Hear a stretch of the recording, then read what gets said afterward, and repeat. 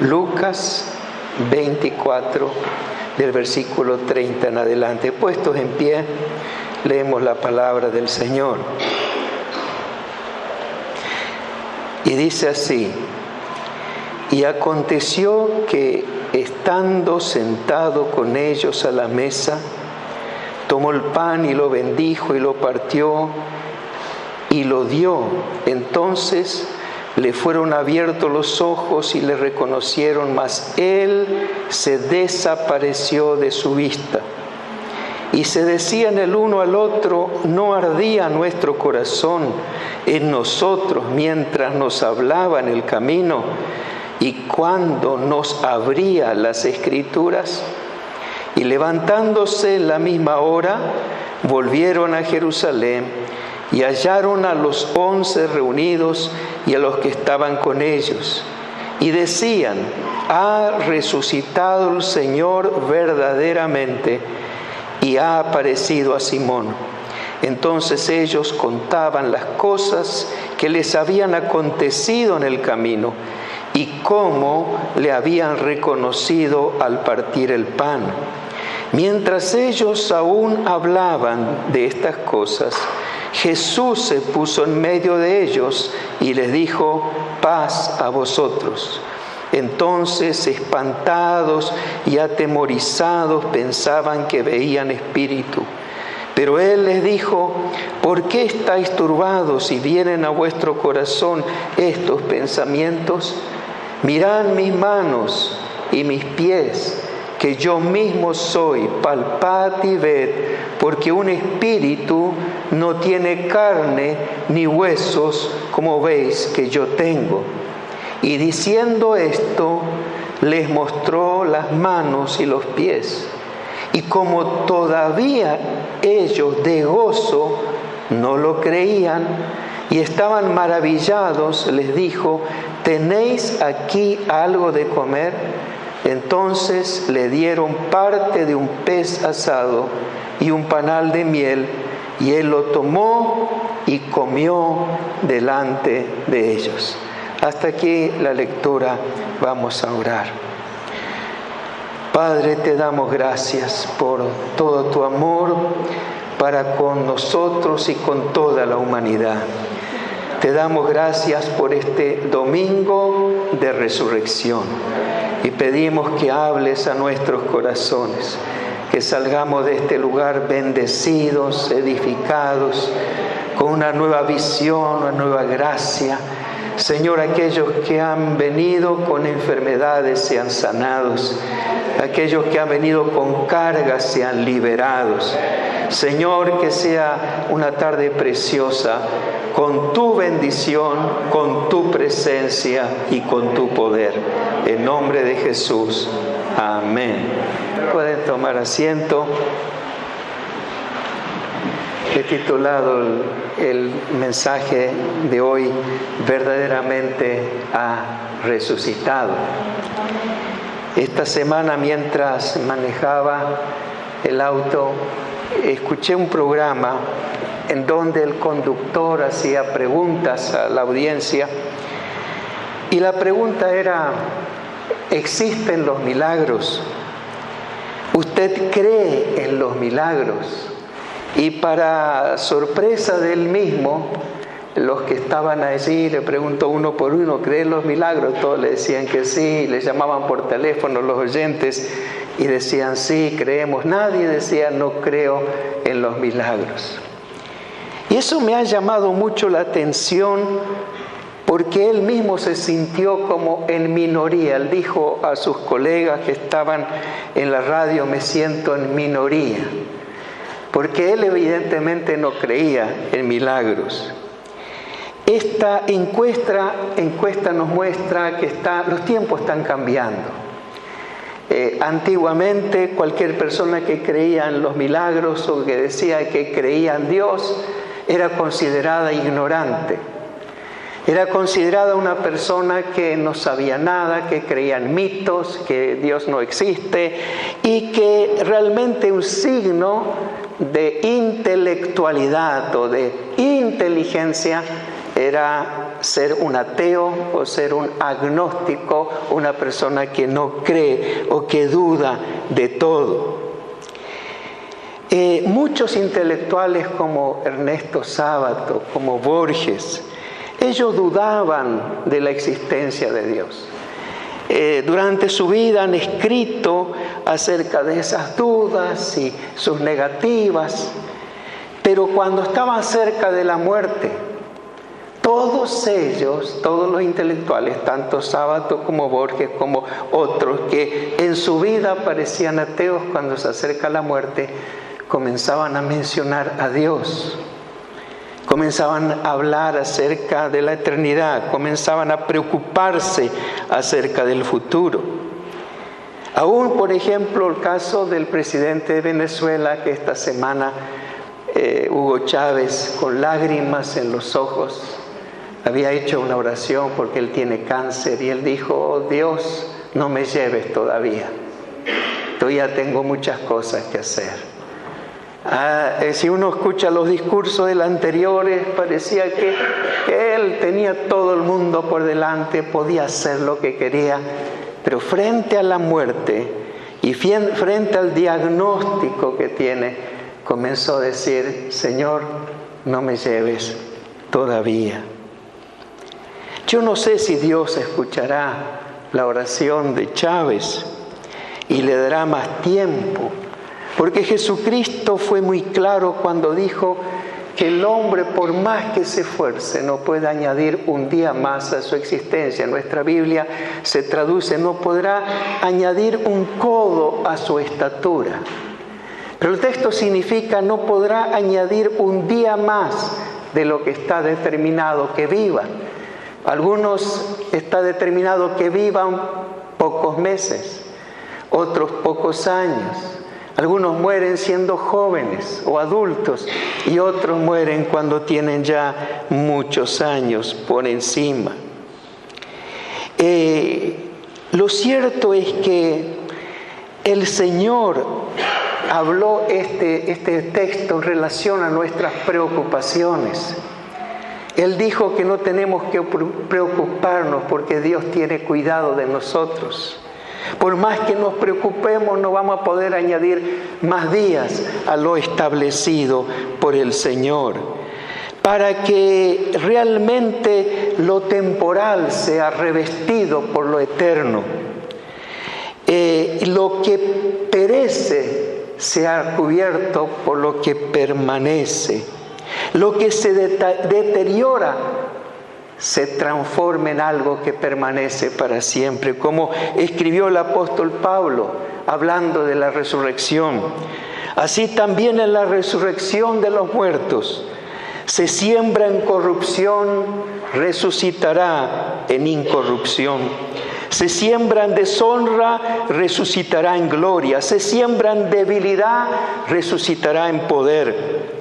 Se siembra en cuerpo animal, resucitará cuerpo espiritual, porque es necesario que esto corruptible se vista de incorrupción y esto mortal se vista de inmortalidad.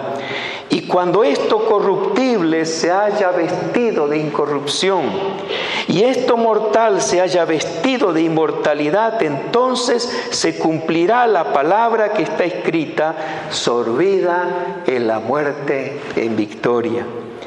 Y como muestra que esto va a ser así, Cristo se levantó de entre los muertos, dice la Biblia. Estaban los muertos, pero Él se levantó de entre los muertos con un cuerpo diferente que el cuerpo que Él tenía cuando fue crucificado, el cuerpo que tenía cuando fue bajado de la cruz, inerte, muerto, el cuerpo que tenía cuando fue puesto en la tumba, pero al tercer día, cuando salió, recibió otro cuerpo diferente que el que tenía, completamente distinto. Y Lucas así lo manifiesta. Lo confundieron a él, pensaban que era un fantasma. Y Jesús le dijo: no soy un fantasma. Pero ¿cómo puede ser que él aparecía, Dice, cuando estaba con los 2 discípulos, dice, se desvaneció, se evaporó. Dice la traducción en inglés. Cristo, ellos estaban hablando con Él y desapareció. De pronto estaban los 2 que estaban caminando con Él y que pasaron la noche con Él y cenaron con Él. Estaban con los otros discípulos y Jesús aparece. Las puertas estaban cerradas, las ventanas estaban cerradas, ellos estaban conversando. Jesús está en medio. ¿Cómo apareció? ¿Cómo entró? Y todos tenían terror. Dijo, es un fantasma. Y Jesús les dijo, tóquenme. Yo no soy un fantasma. ¿Ve? Un fantasma no tiene carne y no tiene huesos como veis que yo tengo. Tóquenme. Y no lo creían. Así que dijo, bueno, ¿cómo le puedo convencer a ellos? Traigan algo para comer. Y los fantasmas no comen, ¿verdad? Como esos dibujitos animados de los fantasmas, ¿no? Que comen y se le cae la comida porque no lo puede retener.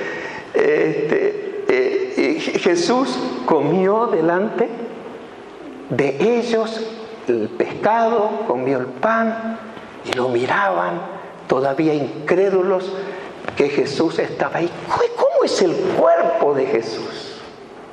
Evidentemente los discípulos no lo reconocieron, estuvieron hablando con Él anteriormente.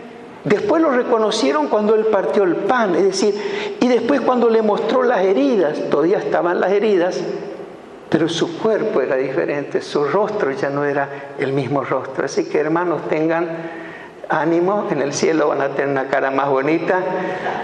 Si usted no se mira al espejo y dice, no, yo no me gusta como soy, bueno, usted va a recibir un cuerpo espiritual, no un espíritu, cuerpo espiritual. Se puede tocar, palpar, con ese cuerpo se puede comer, como Jesús comió. Es decir, no es un espíritu, es un cuerpo. Ese es el cuerpo, dice el apóstol Pablo, que vamos a tener. Antes de su muerte, Jesucristo hizo una gran apuesta. Y la apuesta era que Él iba a morir e iba a resucitar. Alguien dijo, nadie ha hecho una apuesta como la que hizo Jesús. ¿Quién ha dicho en toda la historia que iba a morir y luego de muerto al tercer día iba a resucitar, iba a salir de los muertos?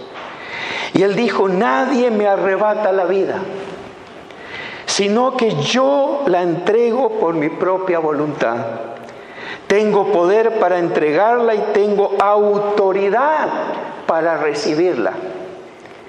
Y en Juan 2:18 dice, y los judíos respondieron y le dijeron, ¿qué señal nos muestras? ¿Qué señal? Ya que haces esto, respondió Jesús y les dijo, destruid este templo y en 3 días lo levantaré. Dijeron luego los judíos, en 46 años fue edificado el templo, y tú en 3 días lo levantarás. Mas Él hablaba del templo de su cuerpo.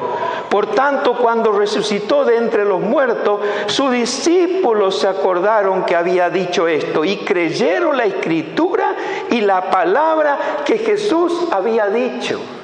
Jesús anticipó varias veces que iba a morir y que iba a resucitar. Lo dijo y lo repitió y lo repitió. Incluso los enemigos, cuando Jesús fue enterrado, puesto en la tumba, dijeron, no sea que vengan los discípulos y le roben el cuerpo y digan, mira, Jesús resucitó, vamos a poner guardia, porque ellos se acordaron, aún los enemigos de Jesús, los que lo mandaron a la cruz, aseguraron la tumba porque se acordaban lo que él había dicho, y sus discípulos no se acordaban. Sus discípulos estaban convencidos que él estaba muerto y que no se iba a levantar más. Por eso no creyeron ni a las mujeres y les costaba creer que él estaba vivo. Los incrédulos no lo creyeron y por eso dijeron, no sea que hagan trampa y roben el cuerpo. y diga, miren, ya no está. Entonces pusieron guardias, soldados romanos, un destacamento armado. Estaban vigilando toda la noche, pero aquí que ninguna vigilancia fue suficiente. Aquel domingo a la mañana, el primer día, de pronto el ángel del Señor descendió. El lugar se llenó de luz, removió la piedra. Jesucristo salió de la tumba, victorioso. Él ha resucitado. Como dice aquel saludo pascual, Cristo ha resucitado. Y la iglesia dice, verdaderamente ha resucitado. En ruso es Christos voskries. Y la iglesia respondía, to istino voskries. En inglés es Jesus Christ has risen. He has risen in death. Cristo realmente se levantó de entre los muertos. El término verdaderamente, lo que dijeron los discípulos. Cuando vieron a Jesús allí, dijeron verdaderamente ha resucitado. Verdaderamente significa que es genuino, que es auténtico, que contiene toda la verdad y se traduce sin lugar a dudas. Sin lugar a dudas, Cristo ha resucitado. Y yo quisiera hablar de tres aspectos en los cuales Jesucristo verdaderamente ha resucitado. Ha resucitado por las evidencias. Primero, de las Escrituras, las evidencias de la historia y las evidencias llamadas evidencias empíricas. Luego voy a explicar lo que significa. ¿Una evidencia qué es? Una evidencia es certeza clara y manifiesta de una cosa, de forma que nadie puede dudar de ella ni negarla. Por ejemplo, un juez al juzgar necesita evidencias. No basta que uno diga, que hable, diga yo no fui, yo no lo maté o yo no robé. Pero si hay evidencias, si está la evidencia, puede ser el ADN, la evidencia puede ser el sello de la marca digital. La evidencia puede ser algún elemento que tenga propio. La evidencia puede ser la ropa manchada de sangre que está en su casa y manchada con la ropa de sangre de la víctima. Entonces dice, no, las evidencias muestran que realmente es culpable. Y hay evidencias que demuestran que es inocente. Y hay evidencias que muestran que algo es mentira.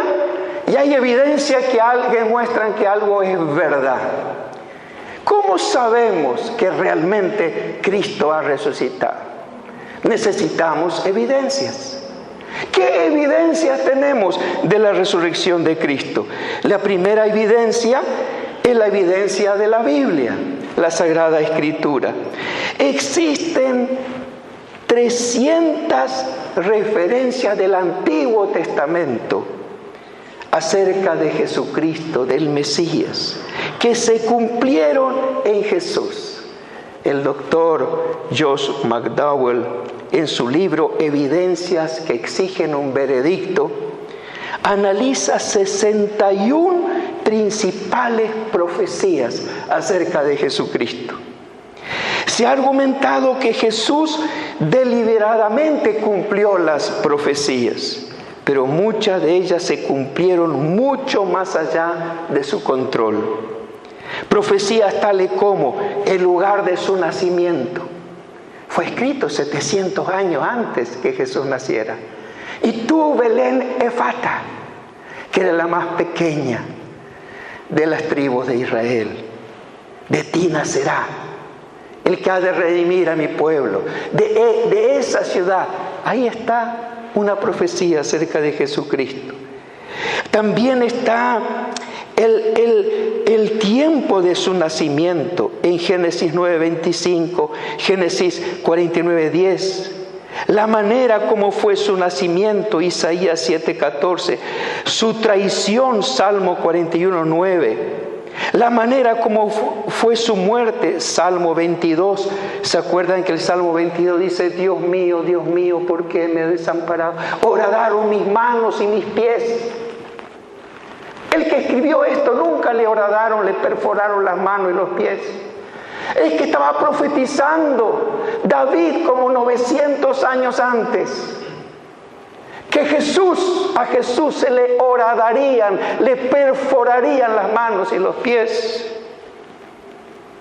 La relación de la gente, las burlas que le escupieron, el desprecio, todo está en Isaías 56, Miqueas 5:1, Salmo 22:7, Isaías 53 y tantos otros pasajes. Cuando lo traspasaron, dice Zacarías, otro profeta, que escribió unos 400 años antes del nacimiento de Cristo, habla de que horadaron mis manos, traspasaron, mirarán al que traspasaron, dice Zacarías. Y habla de su sepultura allí en Isaías 53. Y hay interesante un libro escrito por Peter Stone, titulado La ciencia habla. Está en inglés, Science Speaks. Y Stoner, el autor, calcula que para que se cumplan solamente 8 profecías de estas 61, 8, la probabilidad es 1 seguido de 1 y 17 ceros. Yo traté de decir cuánto es 1.000 millones, 1.000 millones, no sé. 1 elevado a la 17ª potencia. Las probabilidades. Para tener una idea y entender esta asombrosa probabilidad, Stoner nos da el ejemplo de tomar 10 a la 17ª potencia en dólares de plata, en monedas de plata. Colocarla sobre toda la superficie del estado de Texas. El estado de Texas es más o menos del tamaño de la provincia de Buenos Aires. Cubrirlo todo el estado de moneda a 60 centímetros, todo de moneda. Esa es la cantidad de moneda. Toda la provincia de Buenos Aires cubierta más de medio metro del suelo hasta arriba de monedas. Y él dice: tome a un hombre que marque una moneda, la tire, o pase por un avión y la tire sobre la provincia de Buenos Aires, y luego tome a una persona, cúbrale los ojos, y que ella, sin saber dónde está la moneda, que la encuentre. Esa moneda marcada. Esa es la probabilidad que se cumplan las profecías. Por casualidad. La probabilidad de que Dios no haya intervenido. Es decir, que el hecho que todas estas profecías se cumplieron nos muestra claramente que fueron inspiradas por Dios, porque Dios las iba a cumplir en Jesucristo. La probabilidad de que un hombre cumpliera no 8 profecías, no 16 profecías, sino Jesús cumplió 48 profecías.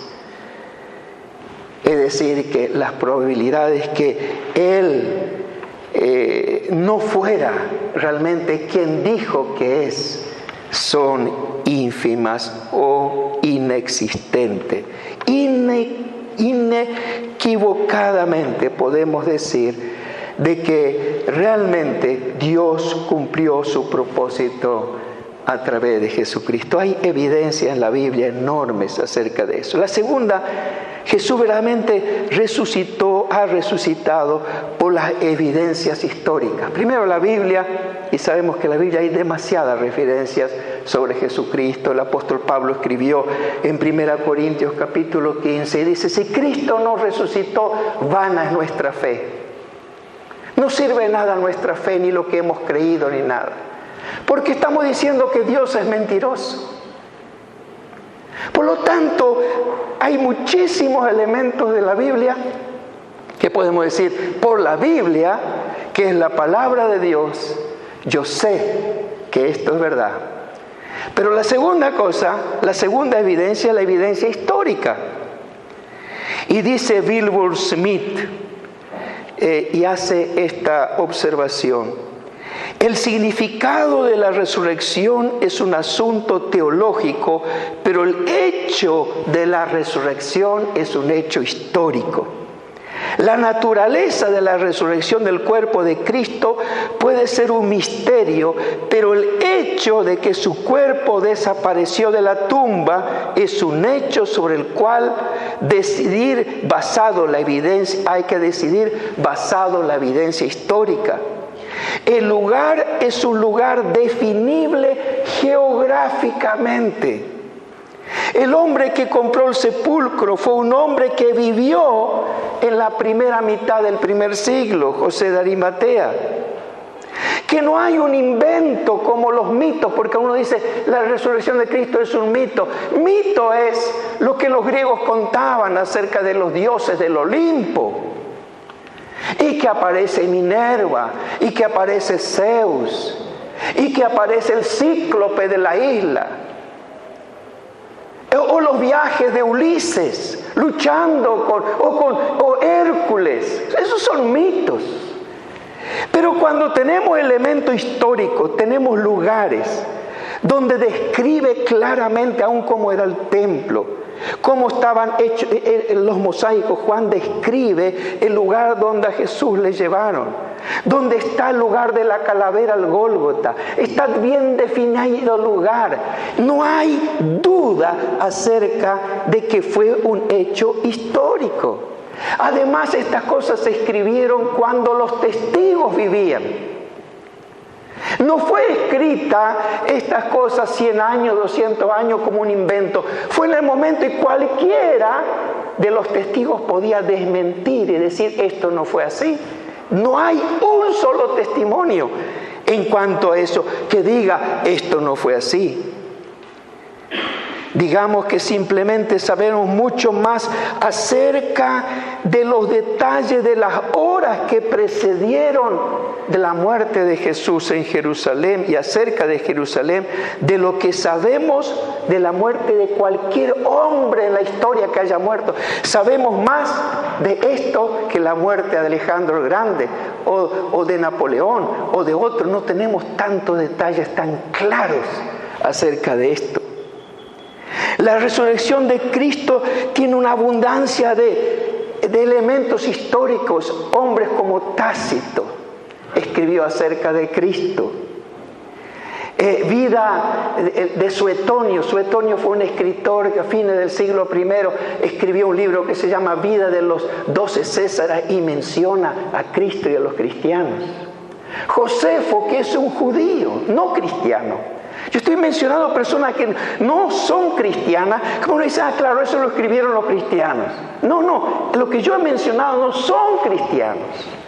Y Josefo, que escribió Guerra de los Judíos, un libro, lo tengo en mi biblioteca y que yo he leído, y Antigüedades de los Judíos, en la Antigüedades de los Judíos, Josefo dice lo siguiente: había entonces un hombre en este tiempo, Jesús, un hombre sabio, si es que es legal llamarlo hombre, fue un hacedor de maravillas, un maestro de tales hombres que recibieron con agrado la verdad. Atrajo así a muchos judíos y también a muchos de los griegos. Este hombre era el Cristo. Cuando Pilato lo condenó a la cruz por la acusación del hombre principal entre nosotros, aquellos que le amaron desde el principio no lo abandonaron. Se les apareció vivo al tercer día. Los profetas divinos habían hablado de estas cosas y de miles de otras más acerca de él. Aún ahora la raza de los cristianos, los que tomaron su nombre de él, no se ha desvanecido. ¿Quién escribió esto? ¿Un cristiano? No. Un judío, pero no cristiano. Que reconoce que Jesús ha resucitado. Dice, los cristianos dicen, lo han visto resucitado. Evidencias históricas de la resurrección de Cristo. No solamente en la Biblia, en la historia secular vemos, Cristo verdaderamente ha resucitado. Pero también hay evidencias empíricas que Cristo ha resucitado. Empírico significa que se basa en la experiencia y en la obtención de los hechos. No tiene que ver con teorías.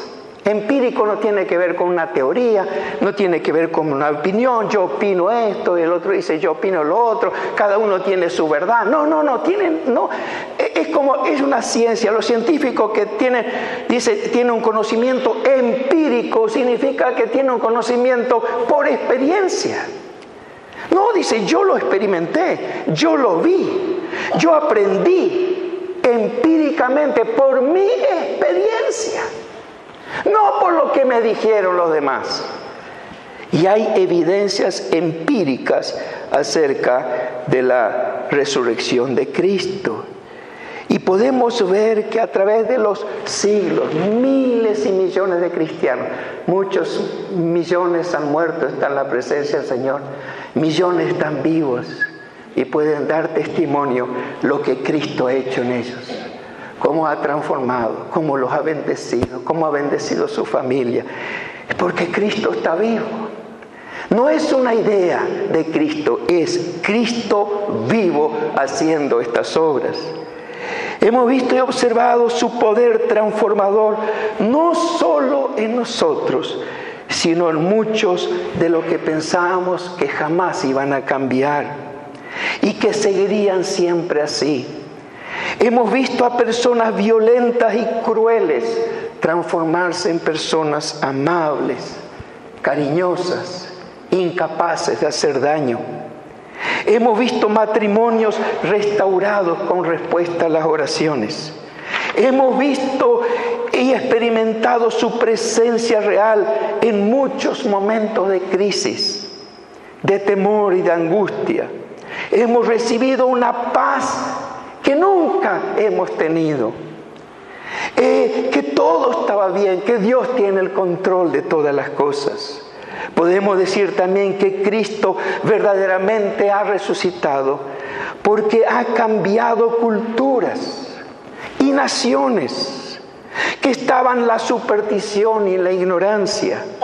Allí donde fueron los misioneros a predicar, como en el Ecuador, en la cuenca del Ecuador, con los indios aucas, que luego los mismos aucas los mataron a los misioneros. Y yo he visto fotos donde estaban los cadáveres de aquellos misioneros flotando sobre el río, cubiertos de flechas y de lanzas. Pero pasados los años, la viuda, una de las viudas de aquel misionero, fue a predicar a los asesinos de su marido. Y ellos llegaron a conocer a Jesucristo. Dejaron la idolatría, dejaron la violencia y ellos se convirtieron en propagadores del Evangelio. Pasó lo mismo con los motilones, pasó lo mismo con los caníbales de Nueva Guinea, que estaba en una tribu cruel. Cuando conocieron al Señor, cambió su cultura. Realmente Dios se hace presente en Jesucristo, porque Él dijo: yo estoy con ustedes todos los días hasta el fin del mundo. Él resucitó, Él fue elevado al cielo, está, pero a la vez, como es Dios y Dios está en todas partes, Él está con nosotros. A la resurrección de Cristo marcó el nacimiento de un nuevo orden semejante al primer día de la creación. Dos grandes acontecimientos ocurrieron en el primer día, el día domingo. El último día de la semana, el sábado. El primer día de la semana no es lunes, sino domingo. Y Dios hizo dos cosas grandes. La primera, en la creación. Y dice la Biblia, antes de que se existiera el universo, no había soles, ni estrellas, planetas, todo era oscuridad. No existía nada. solamente Dios. Y Dios el primer día dijo, sea la luz. Y fue hecha la luz. Y vio Dios que la luz era buena. El primer día. Y el primer día de la semana, aquel que dijo, yo soy la luz del mundo, Jesucristo, también se levantó de la oscuridad de la muerte y alumbró y comenzó un orden nuevo, una nueva creación, un nuevo futuro, una nueva esperanza, y puso eternidad en nuestros corazones. Así que una creación, en la primera creación Dios dijo, sea la luz, y comenzó a partir de ahí a crear todas las cosas. Ahora viene la segunda creación, Jesús, después que resucitó, comenzó una nueva etapa en la historia. Hace varios años atrás, el doctor Stanley Clark, que fue rector del Seminario Internacional Teológico Bautista de Buenos Aires, fue mi profesor y también profesor de griego y profesor del Nuevo Testamento. Una vez tuvo un mensaje para pastores en la capilla del seminario, y él se refirió en su discurso a un gran predicador negro, un afroamericano, llamado Locraig. Y Locraig ha tenido estas palabras durante los días de Semana Santa, y él nos leyó, y el título de su mensaje es El domingo ya viene. Y dice así: el Viernes Santo Jesús está orando, Pedro durmiendo, Judas traicionándole, pero el domingo de su resurrección ya viene. Es Viernes Santo, Pilatos pasando apuros, el Sanedrín conspirando, la multitud gritando, injuriando a Cristo, pero ninguno de ellos sabe que el domingo de resurrección ya viene. Es Viernes Santo, los discípulos corren dispersándose como ovejas sin pastor. María está llorando, Pedro negando a Cristo, pero ninguno de ellos sabe que el domingo de resurrección ya viene. Es Viernes Santo, los romanos golpean a mi Jesús, le visten con un manto color púrpura, lo coronan con espinos, pero ninguno de ellos sabe que el domingo de resurrección ya viene. Es Viernes Santo, mira a Jesús caminando hacia el Calvario, su cuerpo desgarrándose, sus pies tropezando y su espíritu agobiado, pero sabes, solo es Viernes Santo, el domingo de resurrección ya viene. Es Viernes Santo, el mundo está ganando, la gente pecando, el maligno sonriendo con ironía. Es Viernes Santo, los soldados clavan las manos de mi Salvador a una cruz, clavan los pies de mi Salvador a esa cruz, y después le levantan junto a unos criminales. Es Viernes Santo, pero déjame decirte algo, el domingo de resurrección ya viene. Es Viernes Santo, los discípulos se preguntan qué ha pasado a su rey, y los fariseos celebran que sus maquinaciones han dado resultado, pero ninguno de ellos sabe que el domingo de resurrección ya viene. Es Viernes Santo, Jesús está colgado de esa cruz, solo y muriendo, sintiendo el abandono de su Padre. ¿Podrá salvarle a alguien? Oh, es Viernes Santo, pero el domingo de resurrección ya viene. Es Viernes Santo, la tierra tiembla, el cielo se oscurece, mi Rey entrega su espíritu. Es Viernes Santo, se ha perdido la esperanza, la muerte ha ganado, el pecado ha vencido y Satanás solo se ríe. Es Viernes Santo, han enterrado a Jesús. Los soldados montan guardia y bloquean la tumba con una roca, pero es Viernes Santo, solo Viernes Santo, el domingo de resurrección ya viene. Y el domingo de resurrección llegó. Cristo Jesús se levantó triunfante, destruyó el poder del diablo, selló para siempre los pecados de los que habían creído en Él. Se elevó a los cielos y se sentó en su trono para recibir gloria, honor, poder y señorío. Y para que en el nombre de Jesús se doble toda rodilla de los que están en los cielos, en la tierra y bajo la tierra. Y toda lengua confiese que Jesucristo es el Señor, para gloria de Dios Padre. Cristo ha resucitado. A Él sea la gloria. Hermano, proclámelo. Cristo ha resucitado. Que Dios lo bendiga. Amén, amén. Vamos a ponernos de pie para orar. Gracias, Señor, porque has resucitado. Gracias, Señor, porque estás aquí. Aquí para escuchar el clamor, aquí para restaurar, aquí para hacer milagros. Señor, porque tú vives y vivirás para siempre. Y porque tú vives, nosotros también viviremos. Gracias, Señor. Bendice a tu pueblo, bendice a la iglesia en el nombre de Jesús. Amén. Amén.